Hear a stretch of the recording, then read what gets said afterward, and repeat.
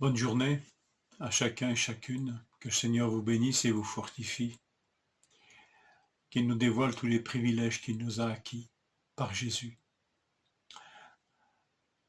Lisons ensemble Hébreux 7, si vous ne l'avez déjà fait, à partir du verset 17 jusqu'au verset 19. De fait, ce témoignage lui est rendu, donc à Jésus. Tu es prêtre pour toujours, à la manière de Melchisédek. Il y a ainsi abolition de la règle précédente à cause de son impuissance et de son inutilité, puisque la loi n'a rien amené à la perfection. Mais par ailleurs, il y a introduction d'une meilleure espérance par laquelle nous nous approchons de Dieu. Le sacerdoce des Lévites, le sacerdoce lévitique, celui d'Aaron, montre toute sa faiblesse sur un point essentiel, l'approche de Dieu. Tout dans le culte du tabernacle et plus tard du temple nous parle d'un accès à Dieu impossible pour l'homme pécheur. Cet accès est en fait indirect et temporaire.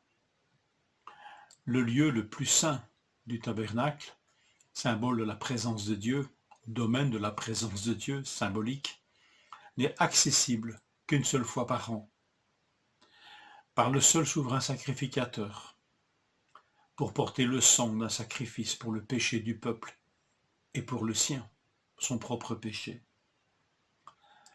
En matière d'accès à Dieu, on peut dire que ce culte nous montre cette impossibilité d'un accès permanent, d'un accès dans lequel tout homme puisse se tenir.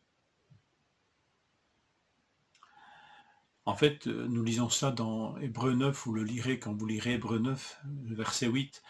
Le Saint-Esprit montrait par là que l'accès du Saint des Saints n'était pas encore ouvert. Pas d'accès à la présence de Dieu, pour tous, en tout temps.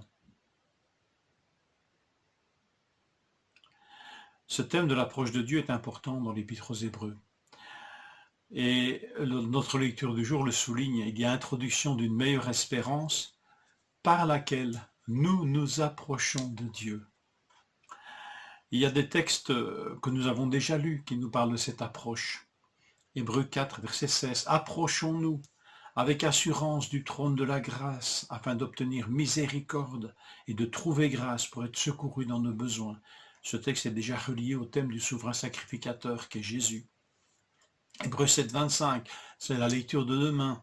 C'est aussi pour cela qu'il peut sauver, Jésus peut sauver parfaitement ceux qui s'approchent de Dieu par lui, étant toujours vivants pour intercéder en leur faveur. Nous lisons encore ça dans Hébreux 10, 22. Approchons-nous donc avec un cœur sincère, dans la plénitude de la foi, les cœurs purifiés d'une mauvaise conscience et le corps lavé d'une eau pure. Il y a encore bien d'autres textes dans l'Épître aux Hébreux qui nous parlent de cette approche de Dieu. La foi nous fait approcher de Dieu. Jésus-Christ est le seul souverain sacrificateur qui entre pour toujours dans la présence de Dieu, pour nous, mais en quelque sorte avec nous.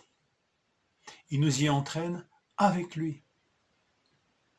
C'est en cela qu'il est supérieur au ministère d'Aaron et au ministère lévitique.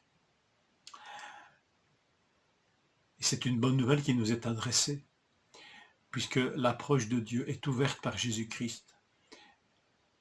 Nous sommes en sa présence, il est dans la présence de Dieu, et en lui, nous pouvons entrer dans cette présence de Dieu. Fixons donc les regards sur lui, le souverain sacrificateur, et lui seul, car il est le seul qui est dans la présence de Dieu pour nous, et qui peut nous y amener avec lui.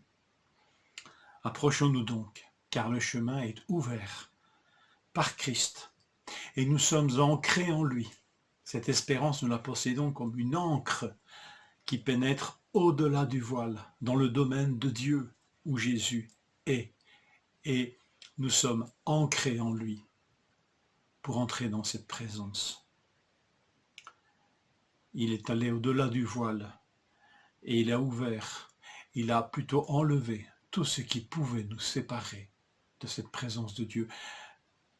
Mesurons vraiment ce privilège et usons de ce privilège. Que le Seigneur nous révèle cela plus que jamais maintenant. Bonne journée en sa présence. Approchons-nous de lui.